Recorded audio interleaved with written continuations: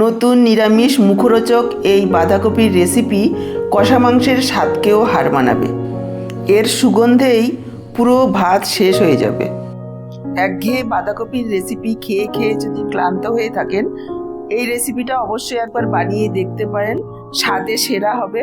মাত্র 10 মিনিটে ঝটপট তৈরি করতে পারবেন ঘরোয়া উপকরণে। তো চলুন আর দেরি না করে রেসিপিটা দেখে নেওয়া যাক। নমস্কার বন্ধুরা, আপনাদের সবাইকে স্বাগত জানাই আহারে বাহার রান্নাঘরে।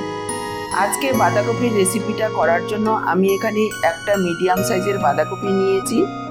বাঁধাকপি কিন্তু বাজারে অনেক রকম পাওয়া যায়। যেই বাঁধাকপিগুলো দেখবেন খুব ঠাসা, সাইজে ছোট কিন্তু ভারী, সেই বাঁধাকপিগুলো খেতে বেশি ভালো হয়। দেখুন, বাঁধাকপিটা কেটেছি একেবারে টাইট। এই ধরনের বাঁধাকপিগুলো কিনবেন, এগুলো খেতে বেশি ভালো হয়। যদিও আমি পুরোটা বাঁধাকপি আজকে করব না, আমি অর্ধেকটা পরিমাণ বাঁধাকপি নিয়েছি আর এই অর্ধেকটা সাইডে রেখে দিচ্ছি। আজকের বাঁধাকপির পরিমাণটা অল্প নিলেও মোটামুটি 7 থেকে 8 জন খেতে পারবে এই অর্ধেক বাঁধাকপি দিয়ে। অল্পতেই পুরো ভাত খাওয়া হয়ে যায়, এটা এতটাই টেস্টি হয়। বাঁধাকপিটাকে দেখুন কেটে নিচ্ছি। খুব বেশি ঝিরিঝিরি করে কাটবেন না, আবার খুব বড় বড় টুকরো করেও কাটা যাবে না। একটু মোটা রেখে কাটবেন, খাওয়ার সময় মুখে পড়বে, খেতে ভালো লাগবে। আজকের পুরো ভিডিওটা দেখে যদি আপনাদের ভালো লাগে অবশ্যই একটা লাইক করে ভিডিওটাকে শেয়ার করবেন। ইউটিউব থেকে যদি নতুন দেখছেন চ্যানেলটাকে সাবস্ক্রাইব করবেন, আর ফেসবুক পেজ থেকে দেখে থাকলে পেজটাকে ফলো করবেন। দেখুন, আমি এইভাবেই পুরো বাঁধাকপিটাকে কেটে নিচ্ছি। বাঁধাকপির তো অনেক রেসিপি খেয়েছেন, আজকের রেসিপিটা অবশ্যই একবার বাড়িতে বানিয়ে খেয়ে দেখবেন। আশা করছি একবার যদি এইভাবে বানান বারবার বানাবেন। দেখুন, বাঁধাকপিটাকে কেটে নিয়েছি, এবার ধুয়ে নেব। এদিকে গ্যাস অন করে কড়াই বসিয়ে দিয়েছি, আর ধুয়ে বাঁধাকপিটাকে দিয়ে দিচ্ছি কড়াতে। একটু ভাপিয়ে নেব। মোটামুটি 50% বাঁধাকপিটাকে সেদ্ধ করব, তার থেকে বেশি নয়। খুব বেশি গলিয়ে ফেলা যাবে না, আবার একেবারে শক্তও যাতে না থাকে, তাহলে রান্নাটা করতে আমাদের সুবিধা হবে। দিয়ে দিচ্ছি 1.5 কাপ পরিমাণ জল আর পরিমাণ মতো লবণ। মিশিয়ে নিয়ে ঢাকা দিয়ে 4-5 মিনিট সময় নিয়ে একটু ভাপিয়ে নেব। বাঁধাকপিটাকে ঢাকা দিয়ে বসিয়ে রেখেছি, আর সাইডেই দেখুন অন্য একটা কড়াতে ভাজা মশলা রেডি করে নেব। তার জন্য নিয়ে নিলাম 1 মুঠো চিনেবাদাম। আপনাদের কাছে যদি ভাজা চিনেবাদাম থাকে তাহলে আর ভেজে নিতে হবে না। আবার চাইলে কাঁচাও ব্যবহার করতে পারেন, তবে একটু ভেজে নিলে টেস্টটাও ভালো আসবে, গন্ধটাও অনেক বেশি সুন্দর হবে। বাদামটাকে হালকা ভেজে নেব। দেখুন, উপরে খোসাগুলো কালচে হয়ে গেছে। এবার বাদামগুলোকে তুলে রাখছি। বাদামগুলোকে তুলে নিয়ে দিয়ে দিচ্ছি ওই একই কড়াতে 1 চা চামচ কালো সর্ষে। গ্যাসের ফ্লেমটাকে এই সময়ে একেবারে লোতে রাখবেন। 1 চা চামচ দিয়ে দিচ্ছি হলুদ সর্ষে। আপনারা চাইলে এক রকমের সর্ষে দিয়েও করতে পারেন। 1 চা চামচ দিয়ে দিলাম সাদা তিল, 1 চা চামচ পোস্ত, আর 1 চা চামচ দিয়েছি চার মগজ। এবার লো ফ্লেমে 30-40 সেকেন্ড ভেজে নেব, তারপর গ্যাসটাকে অফ করে দেবো, তা না হলে পুড়ে যাবে মশলাটা। এই মশলাটাগুলো কোনোটাই ভাজতে খুব বেশি একটা সময় লাগবে না, তবে গ্যাসের ফ্লেমটাকে অফ করে দেওয়ার পর আরও 30-40 সেকেন্ড একটু নাড়াচাড়া করে নিতে হবে। যখন দেখবেন সর্ষেগুলো একটু চটপট করে ফুটতে শুরু করেছে, তখন মশলাটাকে নামিয়ে নিয়ে ঠান্ডা করে নিতে হবে। এদিকে দেখুন, বাঁধাকপিটাকে প্রায় 4-5 মিনিট ভাপিয়ে নিয়েছি, 50% সেদ্ধ হয়েছে। এবার বাঁধাকপিটাকে তুলে একটা ঝুড়িতে রাখবো, যাতে জলটা খুব ভালোভাবে ঝরে যায় আর একটু ঠান্ডা হয়ে যায়।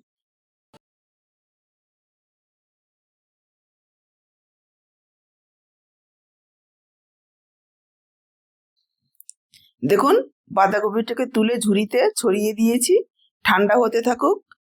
এই সময়ে বাকি উপকরণগুলো রেডি করে নেব। বাদামের খোসাটা আমি ঘষে ফেলে দিয়েছি, নিয়ে নিলাম মিক্সচারের জারে। সাথে দিয়ে দিচ্ছি ভেজে রাখা বাকি মশলা, দিয়ে দিচ্ছি পরিমাণ মতো লবণ, দিয়ে দিচ্ছি দুটো কাঁচা লঙ্কা। এই কাঁচা লঙ্কাগুলো খুব ঝাল, আমি দুটো দিয়েছি, ঝাল বুঝে আপনারা যোগ করবেন, তবে এই রান্নাতে কাঁচা লঙ্কার ঝালেই বেশি ভালো লাগবে। এবার শুকনো একটু গুঁড়ো করে নেব, সাথে আমি কয়েকটা কিশমিশ দিয়ে দিচ্ছি। কিশমিশটা পুরোপুরি অপশনাল, চাইলে আপনারা দিতেও পারেন, নাও দিতে পারেন। এই রান্নাটা যেহেতু নিরামিষ, একটু মিষ্টি মিষ্টি স্বাদের হবে, দিলে খেতে ভালো লাগবে। এবার দেখুন একটু ঘুরিয়ে নিয়েছি, তারপর অল্প অল্প জল দিয়ে 2 থেকে 3 বারে পেস্টটা করব, তাহলে মিহি পেস্ট তৈরি হবে। এবার দেখুন একেবারে মিহি একটা পেস্ট তৈরি করে নিয়েছি। আপনারা চাইলে শিলনোড়াতেও বেটে নিতে পারেন। এদিকে কড়াইটাকে পরিষ্কার করে নিয়ে এসেছি, এবার কড়াতে দিয়ে দিচ্ছি সর্ষের তেল। এই রান্নাটা কিন্তু সর্ষের তেলেই করলেই বেশি ভালো লাগবে খেতে। তেল গরম হয়ে গেলে যোগ করে দিচ্ছি একটা শুকনো লঙ্কা টুকরো করে। শুকনো লঙ্কাটাকে টুকরো করে দেবেন, তাহলে তেলের মধ্যে ভাজা গন্ধটা মিশে যাবে, গন্ধটা খুব সুন্দর হবে। আর যোগ করে দিচ্ছি ছোট 1 চা চামচ কালো জিরা। এই কালো জিরা আর শুকনো লঙ্কার গন্ধটা এই রান্নাতে দারুণ একটা সুগন্ধ নিয়ে আসবে। ফোড়নটা সুন্দর গন্ধ বেরিয়ে গেলে আমরা এখানে যোগ করে দেব বাঁধাকপি। তবে বাঁধাকপিটাকে এইভাবে একটু চিপড়ে দেব, যাতে এক্সট্রা জলটা বেরিয়ে যায়। এতে করে আমাদের রান্নাটাও করতে অনেক সময় কম লাগবে, আর বাঁধাকপিটাও একেবারে গলে যাবে না, খাওয়ার সময় মুখে পড়বে, গোটা গোটা থাকবে, খেতে ভালো লাগবে। আর ভাজা ভাজা হবে, এক্সট্রা যে জলটা আছে এই জলটা আমাদের শুকিয়ে নিতে হবে। এইভাবে যদি চিপড়ে নিই তাহলে আমাদের রান্নাটা অনেক তাড়াতাড়ি হবে। যতটা সম্ভব চিপড়ে জলটা বের করে আমি কড়াতে দিয়ে দিচ্ছি। এই শীতে সবার ঘরেই সপ্তাহে প্রায় 2 থেকে 3 দিন ফুলকপি বাঁধাকপি আসবেই।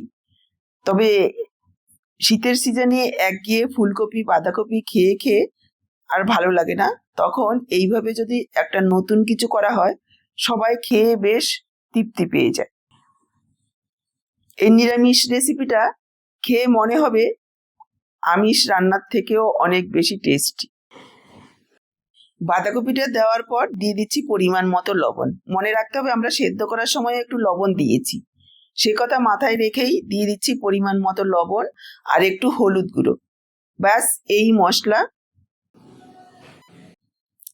এবার নাড়াচাড়া করব, আর বাঁধাকপির গায়ে যে জল জলে ভাবটা রয়েছে এটা শুকিয়ে নেব। জলটাও শুকাবে, এতে বাঁধাকপিটা আরও একটু সেদ্ধ হবে। এই কাজটা করতে মোটামুটি আরও 4-5 মিনিট সময় লাগবে। মিডিয়াম ফ্লেমে রেখে নাড়াচাড়া করে জল জলে ভাবটা শুকিয়ে নিতে হবে। দেখুন আরও 4-5 মিনিট নাড়াচাড়া করে শুকিয়ে নিয়েছি, একটু ভাজা ভাজা হয়েছে। এবার আমি বেটে রাখা মশলাটা যোগ করে দেব।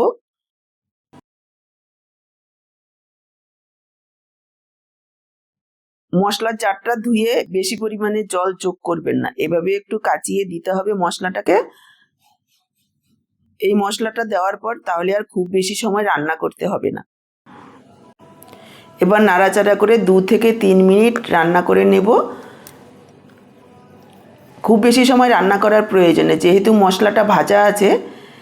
এই ভাজা মশলাটার এত সুন্দর গন্ধ বেরিয়েছে, আপনারা যখন রান্না করবেন আপনারাও গন্ধটা পাবেন। এর গন্ধেই ভাত খাওয়া হয়ে যাবে, ভাত রুটি সব কিছুর সাথেই ভালো লাগবে। যারা বাঁধাকপির ঘন্ট তরকারি খেয়ে খেয়ে আর ভালো লাগছে না, এই রেসিপিটা অবশ্যই একবার বাড়িতে বানিয়ে দেখবেন। আশা করছি একবার বানালে বারবার বানাবেন। পরিবারের সবাই আবদার করবে আবারও বানানোর জন্য। দেখুন আরও 2-3 মিনিট নাড়াচাড়া করে নিয়েছি। এবার আমি যোগ করে দিলাম সামান্য একটু চিনি। এটা একটু মিষ্টি স্বাদের হবে, তবে আমরা যেহেতু কিশমিশ যোগ করেছি চিনির পরিমাণটা কমই দিতে হবে। চিনিটা দিয়েও একটু নাড়াচাড়া করে নেব। চিনিটা দেওয়ার পর একটু নাড়াচাড়া করে নিয়ে এখানে আমি যোগ করে দিচ্ছি 1 টেবিল চামচ পরিমাণ কাঁচা সর্ষের তেল। এই সর্ষের তেলটা দেওয়ার কারণে এর স্বাদ আর গন্ধ 10 গুণ বেড়ে যাবে। এখানে চাইলে আপনারা চেরা কাঁচা লঙ্কাও যোগ করতে পারেন যদি বেশি ঝাল খেতে পছন্দ করেন। তবে আমার লঙ্কা দুটো এতটাই ঝাল যে আর কাঁচা লঙ্কা যোগ করা যাবে না, তাহলে অনেক বেশি ঝাল হয়ে যাবে, খাওয়া যাবে না। তেলটা দেওয়ার পর নাড়াচাড়া করে মিশিয়ে নিলাম। এবার গ্যাসটাকে অফ করে ঢেকে রাখবো কিছুক্ষণ, যাতে সর্ষের তেলের ঝাঁঝটা খুব ভালোভাবে মিশে যায়। তারপর পরিবেশন করছি। দেখুন, গরম গরম ভাতের সাথে পরিবেশন করে দিচ্ছি। অল্প একটু বাঁধাকপির ভর্তা দিয়েই পুরো ভাত খাওয়া হয়ে যাবে। এটাকে আমি বাঁধাকপির ভর্তা নাম দিয়েছি। আপনারা কী নাম দেবেন কমেন্টে জানাবেন। তাহলে কেমন লাগলো কমেন্ট জানাতে ভুলবেন না। ভালো লাগলে লাইক, শেয়ার আর সাবস্ক্রাইব করে সাথেই থাকুন।